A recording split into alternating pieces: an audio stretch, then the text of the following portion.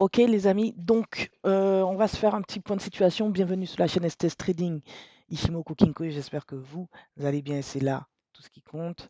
On va aller dans le dur les amis. Là, le BTC, il nous montre des choses que nous apprécions. On va faire attention à quelques informations. On sait que là, on a vraiment une belle confirmation. On sent que le marché a envie de monter. On va pas se précipiter. On va pas se précipiter. Kijun pointe toujours vers le haut. Mais Kijun propose d'être plate à partir de la semaine du 12 mai. Donc, qu'est-ce que cela peut cacher? C'est-à-dire qu'on pourrait avoir un ralentissement du momentum de la poussée du prix. On l'a déjà, on sent déjà un ralentissement. Pourquoi? Parce qu'on est sur une zone d'accumulation. Ici, Ekinashi nous montre une zone d'accumulation et le prix ralentit là-dessus. Donc, on est un peu au-dessus de la R3. Il faudra voir comment cette semaine clôture, bien entendu. Mais on ralentit ici. D'accord? Là, c'est les pivots de l'année. On a toujours jusqu'au 7 juillet pour faire les choses. Maintenant, vous savez, j'aime bien regarder les intervalles au moyen des Ekinashi aussi. Ok. Donc, au niveau des Ekinashi, on a la date, la semaine du 12 mai. Ok, donc ça converge avec tout simplement avec le Kijun qui se mettra à plat parce qu'on va devoir effacer toute cette phase-là. D'accord, semaine du 12 mai. Bien, bon, bah, on a la semaine du 12 mai, très bien, donc que dire? Ah, on peut rien rajouter à tout ça. On va regarder un peu ce qui se passe sur les unités de temps inférieures. Notez que Kijun est toujours directionnel, que la SSA ne l'est pas. Pourquoi? Parce qu'il y a un croisement du Kinko qui n'est pas validé par Kijun, ok? Et qu'on a un Kyushu qui passe positif. Maintenant, la bougie en cours doit clôturer pour que Kyushu reste positif. Donc, c'est plutôt intéressant. Que se passe-t-il sur l'unité de temps inférieure? On le voit directement. On voit que en weekly, on est sous la Tenken weekly, donc ça veut dire qu'on est sous un Kumo en daily, vendeur. On a un franchissement de la Tenken weekly, donc on a un setup Sanyaku qui s'est mis en place en daily. Maintenant, ce qu'il faut analyser, c'est quelle structure, suite à ce franchissement, on a en daily. Est-ce qu'on a fait une YS? Bref, est-ce qu'on a notre première onde V qui nous permettrait de prendre de l'achat? D'accord? Ensuite, on constate toujours que les projections de Tenken seront plates à partir de maintenant et ce jusqu'à la semaine du 2 juin. C'est-à-dire que on va avoir une neutralité sur les unités de temps inférieures, on va avoir un marché qui se ralentit ou qui se renverse. Donc, on va étudier de là à là le mouvement et on va le croiser aussi avec les éléments pivot Camarilla du mois en cours. Donc je descends en daily. Là, on est sur daily, on est sur la structure, d'accord? Donc on voit qu'on a fait une Y avec cette poussée et on a le pivot Camarilla du mois d'avril en cours. On est bloqué par la R4. Bien, R4 qui R1, R4, voilà, on a une certaine convergence des informations. Ici, cette grande poussée, elle est à étudier. Ce mouvement, cette impulsion qui, si je la lie avec deux impulsions précédentes, me donne une fluctuation de type Y. Donc on sait qu'après une fluctuation Y, on a une fluctuation de type S. Donc il faudrait que le marché, de manière saine, retrace. Attention, on a une petite zone d'accumulation sur les 93 061, donc qu'on ne peut pas faire converger avec la R3, en tout cas pas tout de suite. Mais on a pivot du mois précédent, 90 999, et la R3 du mois en cours. Donc attention à ces niveaux-là, d'accord? On pourrait avoir une convergence sur ces niveaux-là. Donc un retracement ici, ce serait juste revenir sur la Tenken, puisque la Tenken, c'est un équilibre qui se trouve non loin de cette accumulation. Ensuite, autre accumulation, autre niveau. On a le sommet ici de ce mouvement, donc la S2 du mois précédent, donc qui converge avec la R2, R1 du mois en cours. Et enfin, on a une grosse base ici d'accumulation qui correspond avec le pivot. Ça ne veut pas dire que le marché ne peut pas descendre plus profondément, mais en tout cas, de base, on a des éléments ici pour voir les choses. Donc, si le marché devait retracer cette impulsion haussière qui, mis bout à bout avec deux autres impulsions précédentes, me donne une fluctuation de type Y, nous verrions le marché dans un premier temps, observons-le au niveau du pivot du mois précédent, observons-le au niveau du R3. Sinon, on descend plus profondément R1, R1 pivot. d'accord? Peut-être S1. Mais si je ne devais regarder que les pivots du mois en cours, R2, R3, R1, pivot, S1, ce sont des niveaux de retracement qui m'intéresseraient pour voir une S et reprendre de l'achat. D'ailleurs, Kijun est plate et je vous avais dit précédemment qu'une Kijun plate, soit le marché ralentit ici, retrace ou fait les deux. Donc le marché a décidé de ralentir, d'accumuler sur le haut de cette impulsion, donc au niveau de la R4. Ce qui sous-entend que ce ralentissement pourrait durer jusqu'au 4 mai. Donc après le 4 mai, si on répète le passé et donc on efface le creux de la zone de Kijun, donc on se synchronise avec la poussée de la Y, nous pourrions voir une poussée à partir du 4 mai. Si le marché diverge de cette information, alors cela veut dire que le marché pourrait profondément retracer. Alors, s'il diverge en étant tout en haut, c'est plutôt intéressant. Donc, on pourrait toujours regarder R3, R2, R1 et pivot comme niveau de marché ou observer la structure pour voir si le marché repart. Si cela se fait plus tardivement, c'est-à-dire le marché retrace et on est au plus près de Kijun et on a cette divergence, ça veut dire que ce sont les niveaux beaucoup plus bas, S1, S2, S3, voire S4 qui pourraient être concernés par un mouvement, soit une manipulation, prise de liquidité ou un repli, bref, à suivre. C'est beaucoup trop tôt. Pour l'heure, nous sommes sur l'observation du marché qui ralentit ici.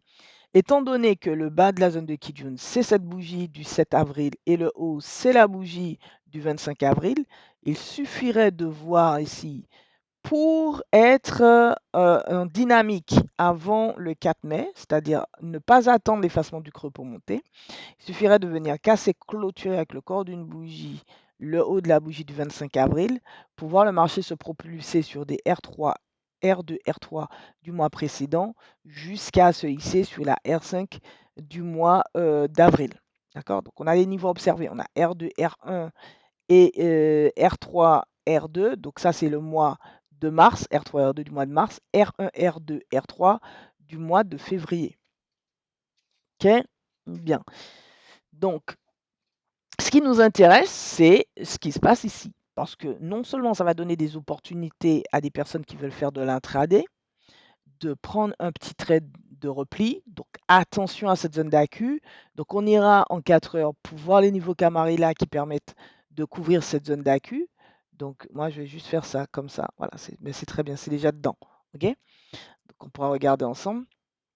Et sinon, si ça n'est pas respecté, ben, descendre plus profondément pour voir le marché réagir sur chacun des niveaux. Donc, pas de, pas besoin de paniquer.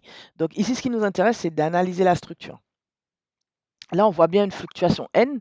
Maintenant, ce qu'on veut, c'est analyser le haut de cette fluctuation N pour voir s'il est en train de créer un creux, pardon, un sommet et s'il est prêt à partir à la baisse. C'est ce qui nous intéresse. On voit l'affaiblissement du momentum sur la R4. Maintenant, est-ce qu'on va s'enclencher pour partir? C'est là l'étude et la question en cours. Donc, combien de temps? Donc, ça fait un moment que ce mouvement est haussier, hein, d'accord? Donc, la question qu'on aurait pu se poser, c'est combien de temps cette Y pouvait-elle durer? Si je pars de l'explication de Soda du mouvement, où on va d'abord étudier un mouvement à partir d'une impulsion, le marché à partir d'une impulsion. Ici, on voit clairement que le temps lié à cette baisse a été dépassé en continuation. Ensuite, il nous dit une impulsion va donner une onde V. Donc, je prends le temps de cette onde V. Et ici, on peut lire que nous avons jusqu'au 4 mai, encore ce 4 mai, pour voir le marché proposer de la baisse. Parce que si je me base, si j'observe, les amis, cette onde V, qui ne m'a pas l'air très bien corrélée, mais on va valider ça tout de suite. Voilà, on n'est pas 4, 26, 27, 28, 29, on n'est pas corrélé, d'accord? C'est-à-dire qu'on est hors temps, ok? De une bougie, ah tiens, ça passe une bougie, ouais, c'est toléré. Donc ça passe. Donc normalement, à partir du 4 mai, on a un marché qui ralentit. Et regardez comment, déjà avec les prévisions, les projections de Kijun, on sent déjà une divergence. On va effacer le bas de la zone de Kijun le 4 mai justement. Et cet intervalle de temps me dit qu'on a jusqu'au 4 mai pour faire un sommet et retracer. Donc on serait divergent avec Kijun qui va monter après le 4 mai. C'est-à-dire que toute cette phase ici de synchro où le momentum reprend de la dynamique à partir du 4 mai, si réellement le marché fait un sommet le 4 mai, on serait divergent. Donc ce qui pourrait apporter un retracement beaucoup plus profond. On pourrait retracer beaucoup plus profondément et passer sous le pivot du mois d'avril. Donc, on verra ce que va donner les projections, hein, du mois de mai des pivots Camarilla. Et on verra aussi le prix, puisque c'est le prix, quoi qu'il advienne, qui va valider. Est-ce qu'on va faire le creux, le sommet avant le 4 ou allons-nous latéraliser comme ça jusqu'au 4, puis voir le marché chuter. Alors, vous avez dit que moi, le 95 000 m'intéressait, mon petit pointillé bleu ici, ça m'intéressait, on est bien revenu là-dessus. J'ai une zone de revente ici, pour moi, ici, il y a des vendeurs, hein, donc c'est R3 du mois de mars. Ici aussi, j'ai des vendeurs, R2 du mois de mars, R3 du mois de mars. Ok, j'ai des vendeurs. Ensuite, on passe au mois de février, où au niveau du R1 et R2 du mois de février aussi, on a de potentiels vendeurs. La R5 du mois en cours, qui n'a pas encore clôturé, donc le mois d'avril, est sur les 104 000. Et donc là, ça veut dire qu'on est en train vraiment d'attaquer les sphères. Le marché est vraiment dans une belle dynamique. Ce qui nous intéresse maintenant, c'est on sait qu'à peu près, on sait que dans le cadre d'une onde V temporelle, on a jusqu'au 4 mai. D'accord? Maintenant, comme je l'avais dit, on peut capter les enchaînements de fluctuations en cours. C'est ce qu'on va faire tout de suite. Voilà. Et nous avions ce scénario qui prenait fin le 25 avril, vendredi. Donc on s'attendait à un retracement, un repli. Or, on a un marché qui tergiverse. D'accord? Donc ici, je vais mettre sur le point le plus haut et on va regarder combien de temps le marché peut tergiverser. Donc là, encore une fois, la date du 4 mai revient. Normalement, c'est une date de fin de retracement. Et si le marché retrace après la date du 4 mai, on devra regarder une reprise potentielle du marché le 13 mai sur un retour à l'équilibre de type N, donc c'est-à-dire revenir aux alentours de 84 804. Donc une convergence non loin du pivot Camarilla du mois d'avril. Donc un marché, si jamais ici on fait un sommet après le 4 mai, donc on diverge de Kijun, je vous ai dit, on pourrait descendre jusqu'au pivot, c'est-à-dire revenir non loin du retour à l'équilibre de la N avec excès. En tout cas, la zone où on doit observer le marché pour reprendre de l'achat, c'est entre les 86 000 et les 83 109. Donc, on aurait jusqu'à la date du 13 mai. Donc, laissons le marché faire son ralentissement. Voyons voir s'il va jusqu'au 4 mai et qu'au 4 mai, on retrace, on divergerait de Kijun, ce qui nous amènerait sur des niveaux de retracement assez profonds, revenir aux alentours du pivot. Mais la zone qui va nous intéresser pour reprendre de l'achat, elle est située entre les 86 500 et les 83 109. Et nous aurions là jusqu'au 12 mai pour voir le marché reprendre de l'achat. OK? Voilà mon scénario. Maintenant, ça c'est fait. On peut peaufiner, on peut regarder comment se construit ces dés, etc. Bon, on va regarder ça un peu. Voilà. On était en extension de temps ici, je me rappelle. Et on avait la date du 25 avril aussi, ce qui n'a pas loupé en extension de temps.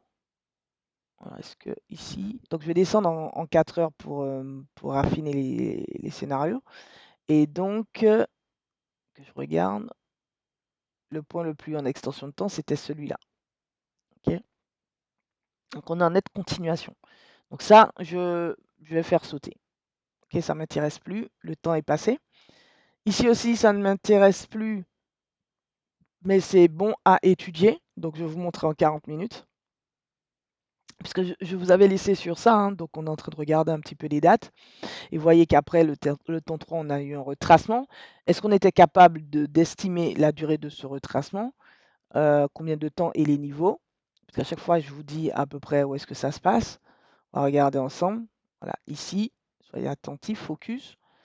Donc, on avait un retracement jusqu'à la date du 24 avril, 3 heures du matin. On a une continuation. Donc, le retracement était prévu jusqu'au 25 avril, 2h40. Et là, on devait au moins revenir sur cette zone pour trancher.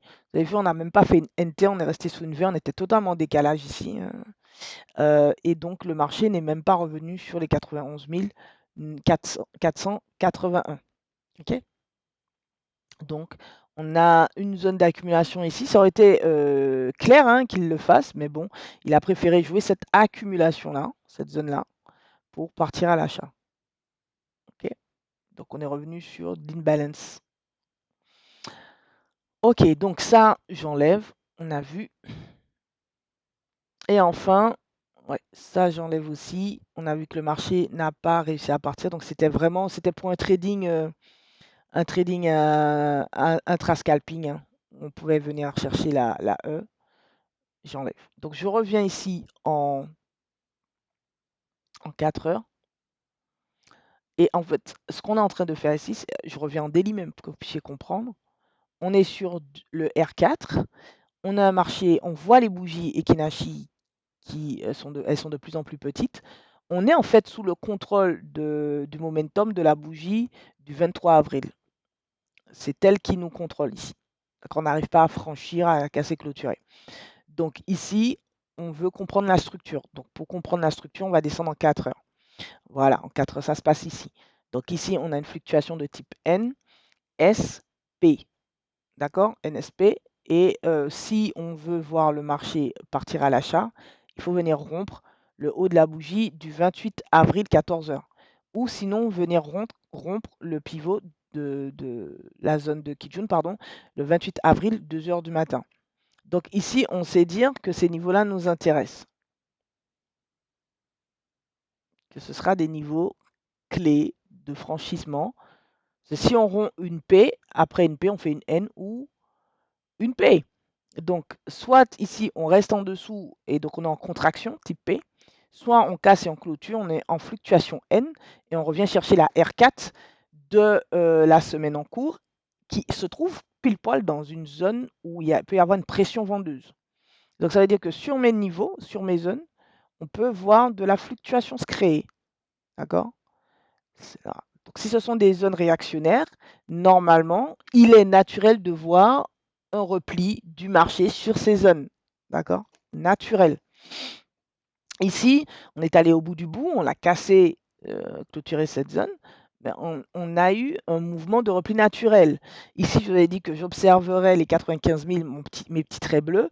On est sur mes petits traits bleus et ces petits traits bleus, ben, ils font leur boulot. Regardez, le prix arrive, pression des vendeurs, le prix reteste. Voilà. Ce qu'on veut observer, c'est une perte de vitesse sur ces niveaux. Si j'ai une perte de vitesse des acheteurs, parce qu'il y a deux manières d'observer le prix sur des niveaux. Je le répète aux personnes qui sont dans les, dans les cours avec moi, il y a deux manières d'observer le prix sur des niveaux. Soit vous observez la vitesse de momentum sur ce niveau, soit vous observez la pression des acheteurs ou des vendeurs grâce au volume sur ce niveau. C'est le momentum ou le volume. Pour moi, c'est mon avis personnel après. Pensez ce que vous voulez. Mais pour moi, c'est mon avis personnel.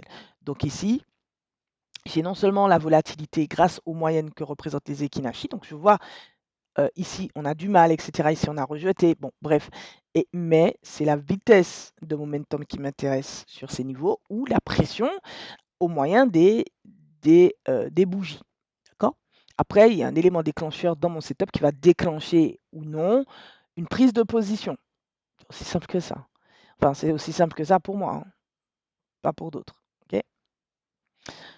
Bien, donc ici, on a un marché et on a des niveaux de fluctuation. On sait ce qu'on attend, hein. Si le marché veut partir à l'achat, il faut faire une paix. Donc ça veut dire qu'ici, il va falloir observer une zone qui peut faire le marché réagir pour partir à l'achat. Donc j'en ai une juste ici.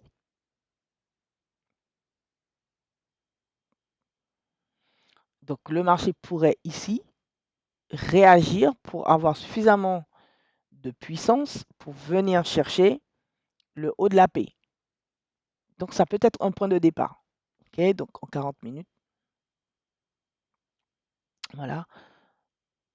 Ça permet de raffiner, hein, 40 minutes. On voit mieux les zones d'AQ. Donc ici, il y avait une zone d'AQ, c'est celle-là. On voit que le marché a pas mal travaillé ce niveau, il a même renversé. Donc je vais travailler les niveaux pour voir si le marché est prêt à partir ou pas. D'accord.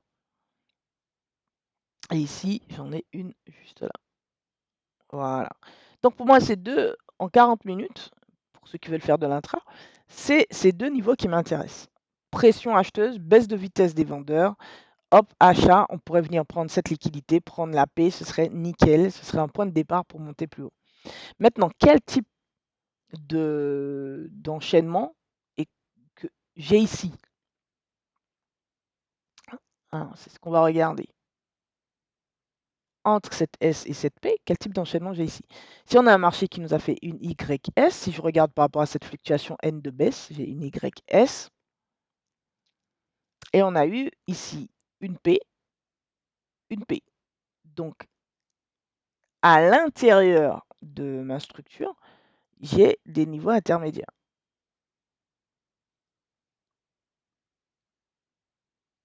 Ok, ça c'est pour ceux qui veulent faire de l'intra. Voilà, c'est tout.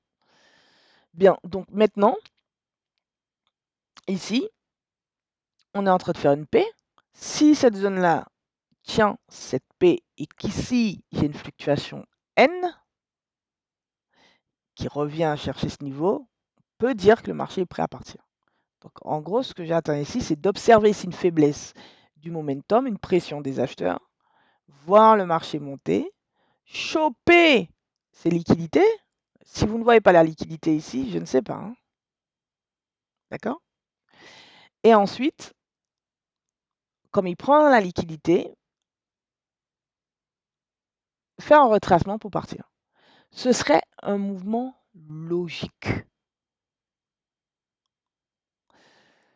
Donc la question qu'on peut se poser, c'est combien de temps va durer cette petite baisse? Puisque Osoda nous dit que un marché commence toujours par une impulsion. Donc on a jusqu'à, pour ceux qui veulent faire de l'intra, on a jusqu'à 11h20. À partir de 11h20, on veut observer une reprise. Ceux qui font de l'intra, ben, ce sera l'occasion de faire une reprise. On aura une onde V, on pourra poser un scénario de type ABC et suivre ce petit scénario qui sera un trade intra. Donc, mais pour le moment, la première question qu'on se pose, c'est combien de temps va durer le retracement et jusqu'où peut-il aller? Alors le jusqu'où, je viens d'identifier une zone. Combien de temps? Je viens d'identifier un temps. Maintenant, il faut analyser les enchaînements de fluctuations qui composent cette baisse pour voir une rupture de type fluctuation P, de type fluctuation Y ou une N sans importance. Donc là, c'est en 7 minutes qu'on fait le travail et on ne descendra pas plus bas. Donc là, je vous montre un peu un step by step. Je vous trace même le truc.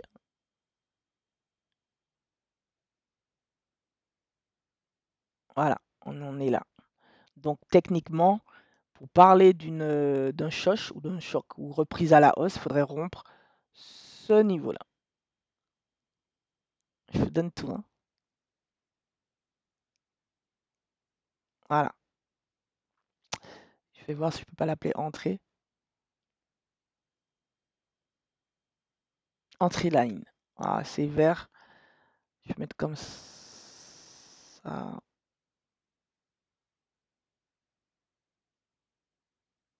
Voilà. Les 80.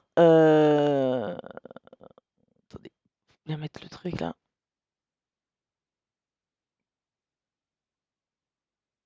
94 878. Pour ceux qui veulent faire de l'intra, c'est ça qu'il faut observer. D'accord? Ok. Donc ça, c'est un setup de prix, hein. Donc généralement, le prix va faire une Y, une S et va rebondir. Après, des fois, le marché part sans vous, hein. D'accord? Il fait une S beaucoup plus haute, il part sans vous. OK? Bon, donc à vous de prendre votre décision. Pour ceux qui préfèrent le setup Sanyaku suite à cette zone de pression acheteuse, eh bien, vous allez attendre en 7 minutes le croisement du Kinkoyo en faveur de l'achat, que Shiku 26 passe, qu'il y ait qu'une validation de ce croisement et un prix qui va dans le même sens. Et là, vous prenez un trade. Donc voilà pour l'intra.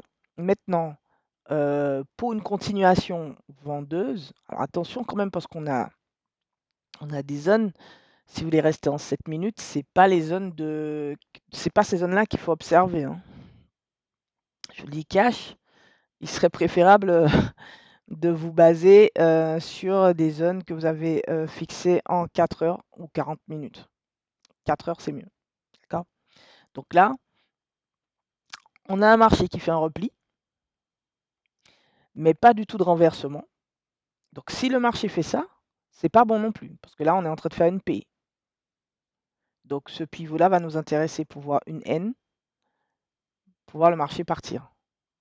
OK? Donc ce qui serait intéressant, c'est si le marché monte ici, l'observer.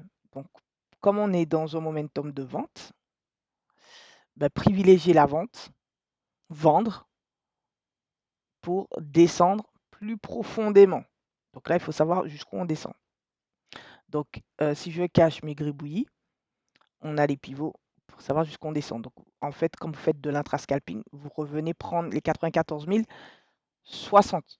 Si le marché monte et chute autour de 11h20, il y a le pivot, clôture partielle, et il y a la S1 94 460. Donc vous allez pivot par pivot, par exemple, ou zone d'accu par zone d'accu. Mais c'est plus sage de faire attention, d'accord? Je crois que je vous ai tout dit, hein. Je suis même allé vous faire un petit scénario d'achat ou de vente. C'est encore une fois, c'est le prix qui valide, c'est pas vous. Donc là, un marché qui vend, ce serait plutôt pas mal vu. Donc là, pour moi, c'est trop. Alors, ne cherchez pas à vendre là tout de suite. Moi, le marché doit retracer. Ce retracement peut provoquer un renversement, mais si pas de renversement, alors vente. Maintenant, on a un temps pour observer la correction de cette poussée. C'est, vous avez jusqu'à 11h20 aujourd'hui. Donc après 11h20, on veut voir les choses commencer à se mettre en place, le croisement du Kinkoyo, on veut voir Shinku qui passe, on veut voir une impulsion qui marque la dynamique, puis un momentum qui nous engage à prendre un trade pour venir chercher des liquidités plus hautes. Donc, vous pouvez faire des clôtures partielles, R3, R4. Voilà. Pour moi, on a un niveau de... On revenir sur les 95 000, attention. On a de la liquidité ici, chouette. On passe les zones et on revient dans une R5. Ce serait vraiment bien d'avoir ça, hein. OK? Maintenant, la R3 du jour nous tient. Voilà, la R3 du jour nous tient. Donc, une R3 qui nous tient, ça veut dire qu'on pourrait descendre sur une R3, une S3, hein. Donc c'est pourquoi l'analyse ici est très importante et à partir de 11h20, cela va devenir aussi très important. Vous avez le choix du setup, hein, soit le renversement à 3 rolls après cette date, soit le prix qui peut être un peu en avance du momentum ou un peu en retard, ça dépend. Bon, je m'arrête là. N'oubliez pas de laisser un pouce, de partager, d'aimer, de regarder ce scénario en cours, hein. Prenez votre temps, observez ce que je vous propose et puis on se voit après. Prenez soin de vous. Tchuss, bisous.